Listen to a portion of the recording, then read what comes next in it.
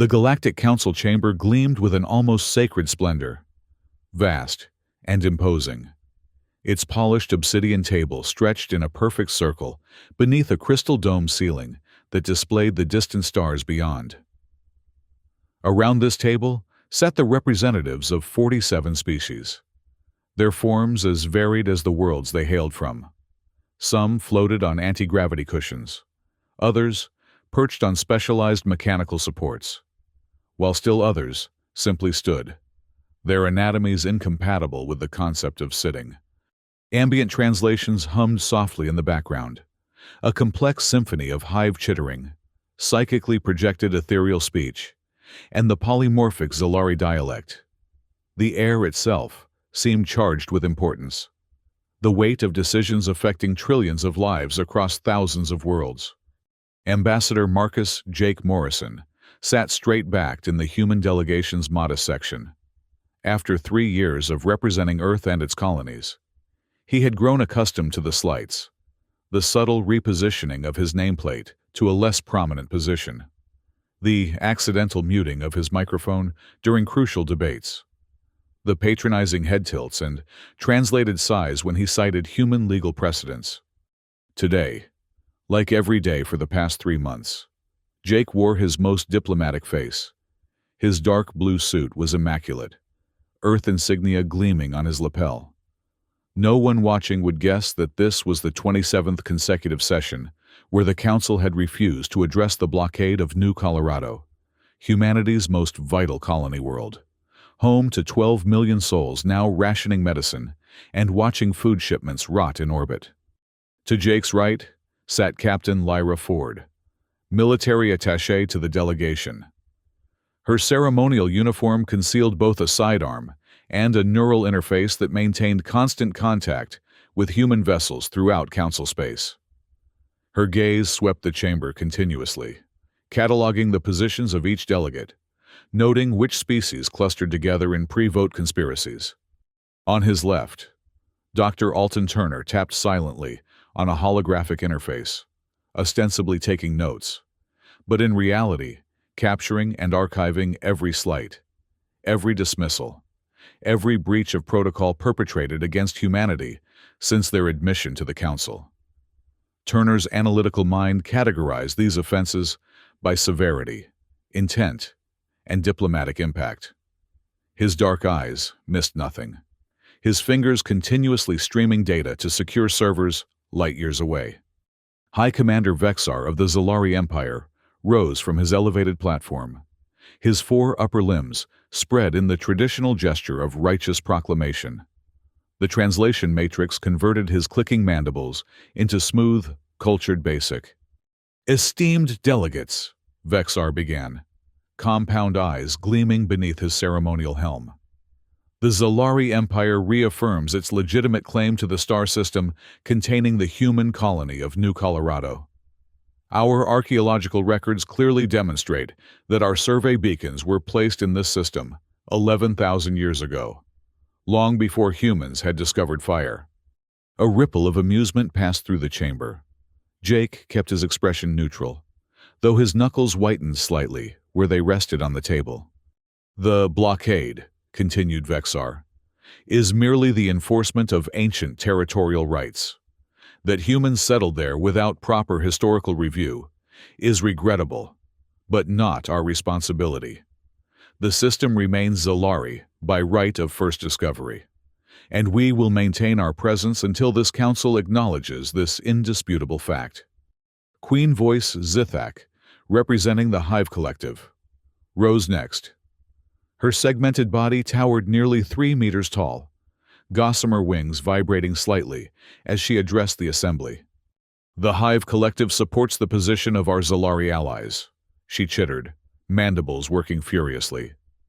"Young species must learn humility before claiming territories at the edges of established empires.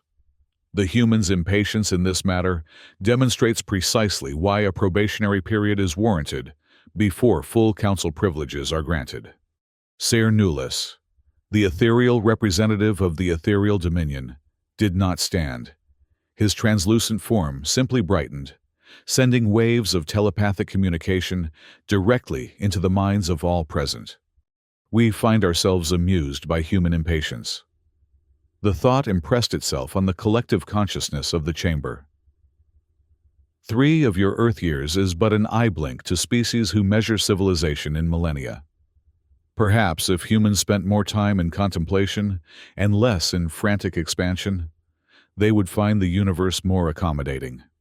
Jake activated his holo-tablet, projecting survey records into the center of the chamber. The 3-dimensional star map highlighted New Colorado, along with 50 years of legal development, interspecies defense pacts, and trade contracts that had never been contested, until valuable mineral deposits were discovered beneath the colony's northern continent. "Honored delegates," Jake began, his voice level and professional. "I respectfully submit once again that New Colorado was surveyed, cataloged, and settled through all proper channels. No Zalari claim was registered during initial colonization. No archaeological evidence of Zalari presence has been independently verified. And most critically, the blockade violates 17 separate articles of the Mutual Protection Treaty, which the Zalari themselves signed just 9 years ago." Vexar's mandibles clicked in what the translation rendered as derisive laughter. "Human law has existed for mere centuries. Zalari laws have guided star travel for millennia. Your paperwork means nothing against our historical record." Jake maintained his diplomatic smile, though something hardened behind his eyes. "The Council Charter itself states that all member species operate under the same legal framework, regardless of their age. Perhaps the Charter requires clarification," Zithak chittered. "When it comes to species still wet from the cosmic womb." Jake returned to his seat, his tablet automatically compiling the latest rejection into the ever-growing dossier of diplomatic failures. To casual observers, he appeared composed, disappointed perhaps, but still committed to the process. Yet Captain Ford noticed the change in his posture, the almost imperceptible squaring of his shoulders, the new resolve forming behind his eyes. 2 hours into the session, as a Moldovan delegate droned on about ion harvesting rights in the Cygnus Arm, Dr. Turner's private terminal chimed with an encrypted alert. He glanced down, his expression unchanging even as he read the simple message. Admiral Beck responding. He slid the notification across to Jake, who gave no visible reaction, save for a single, slow blink. The council proceedings continued for another 2 hours, but something fundamental had changed in the human delegation. Captain Ford sat straighter. Dr. Turner's fingers moved with new purpose across his console. And Jake, his eyes now held a quiet determination that had nothing to do with the current discussion of methane taxation. The polite diplomat who had absorbed 3 years of insults with a smile had made his final attempt at conventional negotiation. The message from Admiral Beck confirmed what Jake had known in his heart for weeks. Respectful diplomacy had failed, and covert military preparations were about to be unveiled. 3 days later, Jake stood at the viewport of the human diplomatic station, gazing out at the endless stars. Behind him, reports scrolled across multiple screens, civilian casualties on New Colorado increasing as medical supplies dwindled, children developing nutritional deficiencies as fresh food rotted in orbit, industrial production stalling as raw materials were prevented from reaching the surface. He had spent the night reviewing every legal argument, every diplomatic precedent, every potential avenue for peaceful resolution. Each path led to the same conclusion. The Council, particularly the dominant Zalari Hive Ethereal Alliance, had no intention of respecting human territorial claims. They saw Earth and its colonies as upstarts, primitives who needed to be taught their place in the galactic hierarchy. Captain Ford entered, her footsteps precise on the polished floor. "Ambassador, the Council reconvenes in 3 hours. Admiral Beck requests final confirmation." Jake didn't turn from the viewport. The New Colorado Medical Station reports 73 child fatalities this week from treatable conditions. conditions that wouldn't exist if medical supplies weren't being blocked. "I am aware, sir." Ford's voice remained professional, but an undercurrent of anger vibrated beneath her words. 3 years, Jake said quietly. 3 years we've played by their rules, filed the proper motions, respected their protocols, accepted their insults. "Yes, sir." "And what has it gotten us? More dead children, more seized territories, more contempt." Ford stepped closer.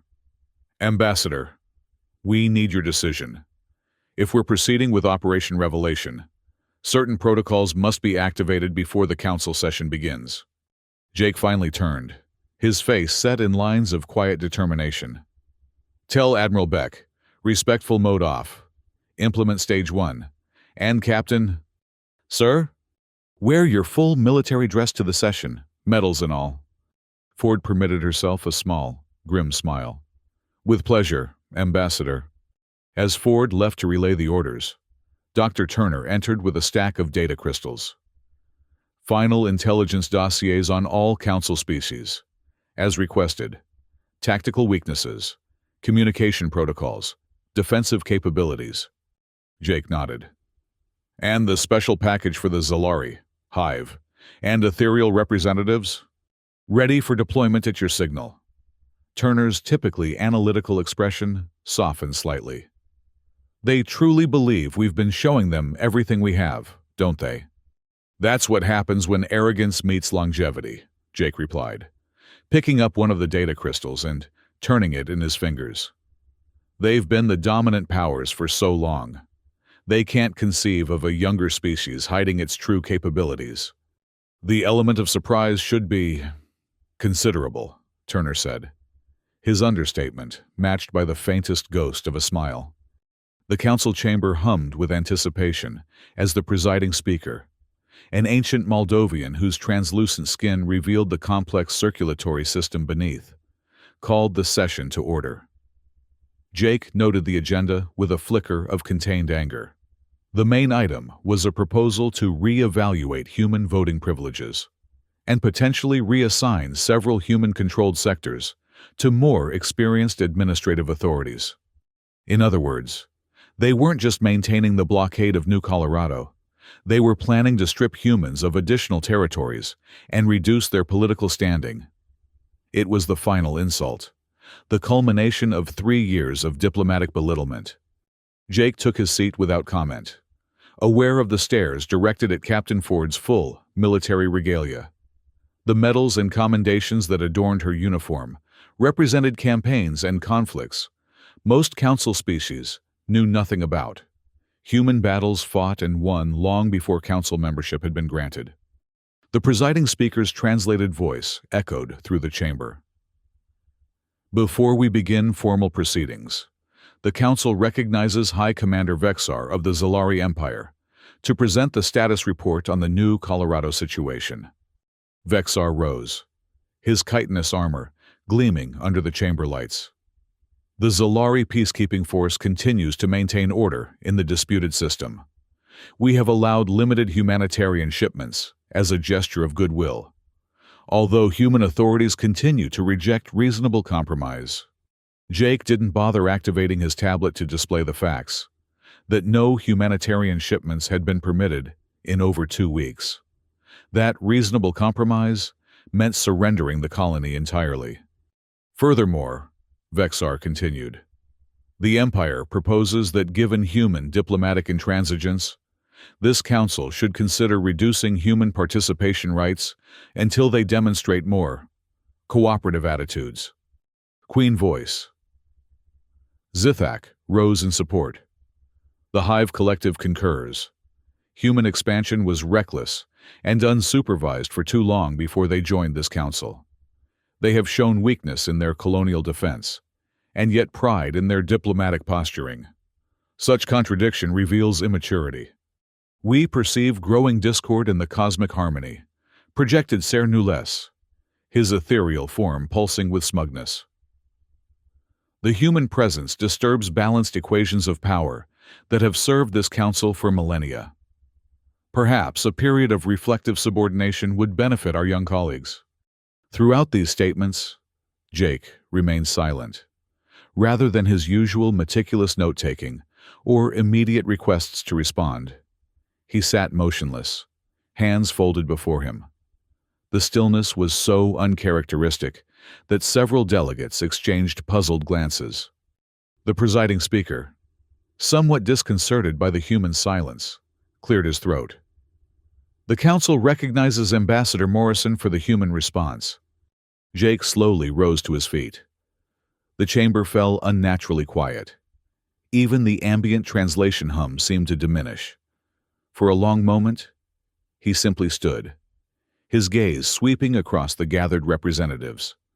"Honored delegates," he finally said, his voice quiet, but carrying to every corner of the vast chamber. "I have a single question before these proceedings continue." He paused, his eyes locking with Vexar's compound gaze. "Are you certain this is the path you wish to pursue?" The question hung in the air, its simplicity somehow more disquieting than any impassioned plea. Several delegates shifted uncomfortably in their seats. Vexar's mandibles clicked in what might have been nervousness or amusement. "The human delegate attempts intimidation," Vexar finally responded. "Your position hardly warrants such confidence." Jake nodded once, as if Vexar had confirmed something important. Without another word, he tapped a small device concealed in his palm. For a moment, nothing happened. Then, a voice, crisp, authoritative, and undeniably human, echoed through the council's speakers. "Ambassador Morrison, this is Admiral Roy Beck of the Earth Defense Fleet. Confirmation code, Alpha 7 Echo 9. Please verify authorization to remove the safeties." A ripple of confusion passed through the council. The Zalari delegation chittered among themselves. Queen voice. Zithak's antennae twitched in apparent amusement. Jake's reply was measured, each word precisely chosen. "Admiral Beck, this is Ambassador Morrison. I hereby authorize removal of all safeties. Protocol revelation, effective immediately." Authentication phrase. The Council witnessed humanity's respectful mode turn off in real time. For several seconds, the chamber remained frozen in bemused silence. Vexar began to rise, mandibles working to form what would undoubtedly be another dismissal. Then, the enormous holographic displays that ring the upper levels of the council chamber flickered. The standard council emblems dissolved, replaced by tactical star maps spanning multiple sectors. The transformation was so unexpected that at first, many delegates simply stared in confusion. "What is the meaning of this?" demanded the presiding speaker, his translucent skin flushing with agitation. "Who has accessed council communication systems?" Jake remained standing, his posture relaxed but authoritative. "Please direct your attention to Display Alpha. This is a live feed from the new Colorado system." The central display magnified, showing the space around the blockaded human colony. For a brief moment, it showed only the Zalari blockade ships, perhaps 30 vessels of various sizes, maintaining their stranglehold on the human world. Then, like ghosts materializing from the void itself, ships appeared. Not a handful, not dozens, hundreds. Where there had been empty space, suddenly massive human warships decloaked, their weapon systems active and locked on the Zalari blockade fleet. The human vessels outnumbered the Zalari forces 10-1, their formations suggesting not hasty assembly, but long-planned strategic positioning. Vexar stumbled backward, his upper limbs rigid with shock. "Impossible! Our scanners showed no human military presence in the system." "Of course they didn't," Jake replied calmly. "Display beta, please." The view shifted to Zalari Prime itself, the homeworld of the Empire. Here, too, human ships appeared from apparent nothingness. Not attack vessels this time, but sleek reconnaissance craft, positioned at key strategic points around the planet's defense grid. "Display Gamma." Now, the screen showed the primary Hive Collective transit nexus, the secret hyperspace tunnel network that allowed their ships to move throughout the galaxy undetected. At each tunnel exit point, human corvettes materialized, effectively bottling up the entire hive fleet. Queen Voice Zithak erupted in frantic chittering that the translation matrix struggled to process. Impossible! Our tunnels are secret. The entry coordinates change hourly. No non-hive species has ever— Dr. Turner, Jake interrupted. Perhaps you could explain how we mapped the hive tunnel network. Turner stood, his analytical voice cutting through the growing chaos. Quite simple, really. Your tunnels create quantum disturbances that our sensors have been cataloging for years. We didn't need your coordinates. We simply tracked the ripples your ships leave in subspace. This is deception, projected Cernulles, though his ethereal form had dimmed considerably. The ethereal dominion's orbital platforms would have detected such surveillance. Display Delta, Jake said quietly. The final screen activated, showing the supposedly impregnable, ethereal defense platforms. Around each one, tiny motes of light resolved into human drone swarms, systematically analyzing and negating shield frequencies. Your quantum codes were elegant, Turner commented, almost apologetically. But quantum encryption is only as secure as its observation state. We've been listening to your communications for years, mapping the patterns. The council chamber erupted into pandemonium. Delegates shouted over one another. Translation systems overloaded with simultaneous input. Emergency communications devices activated as each species frantically contacted their homeworlds. Through it all, Jake stood silent, flanked by Ford and Turner. They watched as realization dawned across alien faces, appendages, and energy fields. The humans they had dismissed as diplomatic novices had been monitoring, analyzing, and countering their most secret defenses for years. When the chaos reached its peak, Admiral Beck's face appeared on the main display, silver-haired and ice-eyed. His expression was neither triumphant nor threatening, simply resolute. "Honored delegates of the Galactic Council," Beck began, his deep voice cutting through the din.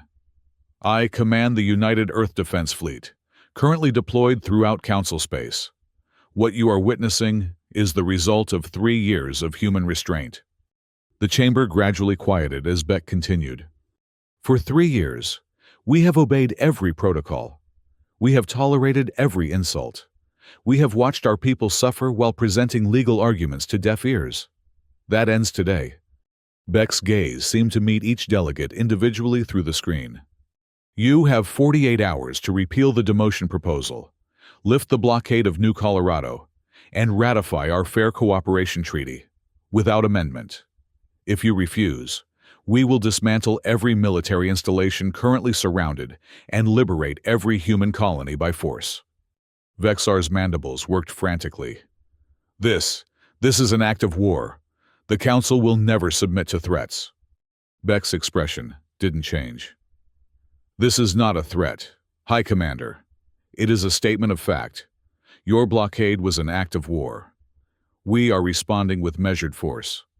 "You would destroy centuries of peace?" Queen Voice Zithak chittered. "Over one colony." "Lieutenant," Beck said to someone off-screen, "please adjust targeting parameters." The tactical displays shifted. Red targeting locks disappeared from all civilian structures and orbital platforms, remaining only on military installations. "We have no interest in harming civilian populations," Beck continued. "Our weapons are trained exclusively on military targets. We preserve life. We correct injustice. That has always been the human way." The presiding speaker's translucent skin had paled to near transparency. "Admiral Beck, Ambassador Morrison, surely we can discuss this matter reasonably." Jake finally spoke again. "We have been attempting reasonable discussion for 3 years. You have interpreted our diplomacy as weakness. We are now clarifying that misconception." He nodded to Captain Ford, who stepped forward. "Tactical assessment," she stated crisply. "Human forces currently control every strategic checkpoint in Zalari, Hive, and ethereal space. Your combined fleets are effectively neutralized without a shot being fired. This was accomplished using approximately 60% of our available military strength. The implications of her statement rippled through the chamber. If this was only 60% of human military capacity, the presiding speaker visibly gathered himself. I call for an emergency vote. The proposal to reduce human voting rights is immediately withdrawn. The motion to lift the blockade of New Colorado will be voted on at once. The vote, unsurprisingly, passed unanimously. Jake stepped into the center of the chamber, all eyes upon him. Gone was the deferential diplomat who had endured years of condescension. In his place stood a representative of humanity's full potential, diplomatic when possible, formidable when necessary. 3 years ago, humanity came seeking respect, he said, his voice carrying easily through the silent chamber. We built ships in secret because we knew your contempt would persist without consequence. Today, we prove that respect must be earned, and that moral power is shown by mercy. Let us now negotiate on equal footing. Over the next several hours, the council chamber transformed from a stage for power plays into something it had perhaps never truly been before. A forum for genuine negotiation, human, Zalari, Hive, and ethereal delegates engaged in actual debate, with proposals and counterproposals flowing freely. The new Galactic Cooperation Treaty took shape, guaranteeing equal votes for all member species, establishing joint patrol protocols, creating shared research initiatives, and forming mutual defense pacts. Most critically, it explicitly forbade the use of military force to resolve territorial disputes. When the final vote was called, the treaty passed unanimously, not out of fear, though that had certainly played its part, but because, for the first time, the dominant species had been forced to recognize that cooperation offered more benefits than domination. 1 week later, Jake stood in the transformed council chamber. The obsidian table remained, but the seating arrangement had been completely reconfigured. No longer were species positioned according to age or traditional status. Instead, functional committees occupied key positions: trade, defense, research, with representatives from all member species. Human delegates now co-chaired critical committees, their expertise finally recognized and valued. The Zalari still maintained their ancient dignity, but their dismissive posturing had vanished. The Hive collective representatives engaged in genuine information exchange rather than cryptic pronouncements. Even the ethereal seemed more substantively connected to proceedings, their ethereal forms fully materialized rather than maintaining aloof semi-presence. As the session concluded, Jake, Captain Ford, and Dr. Turner lingered in the chamber. Ford gazed around at the transformed space. "Do you think it will last?" she asked quietly. Jake considered the question. "It will last as long as they remember this week. We taught them that human goodwill has limits, but human friendship has none." Turner nodded thoughtfully.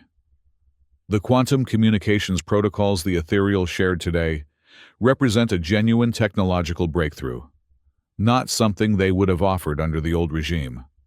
And the Hive's biological filtration systems will save millions of lives on our outer colonies, Ford added.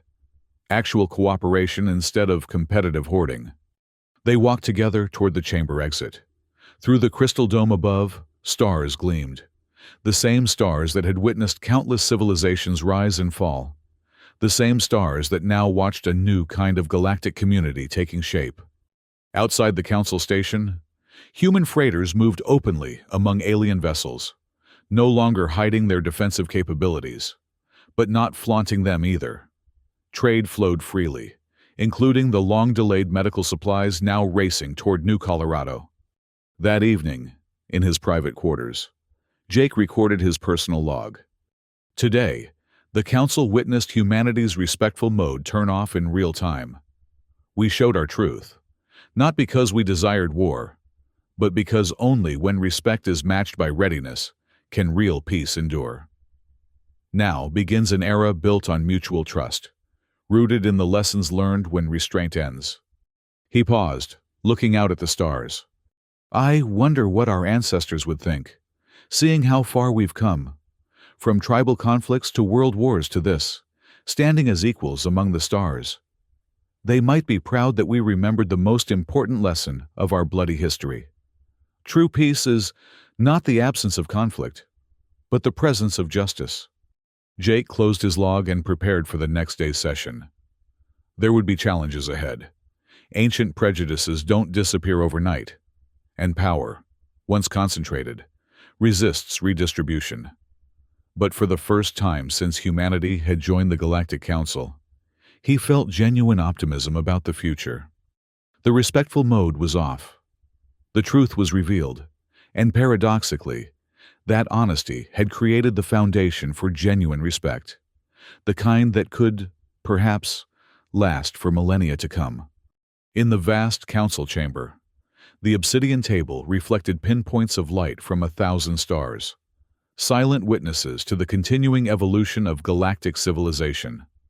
For now, at least, those stars shone equally on all species, illuminating not what separated them, but what they might accomplish together.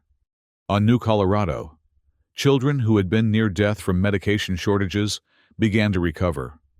Farmers replanted fields with seeds that had finally reached the surface.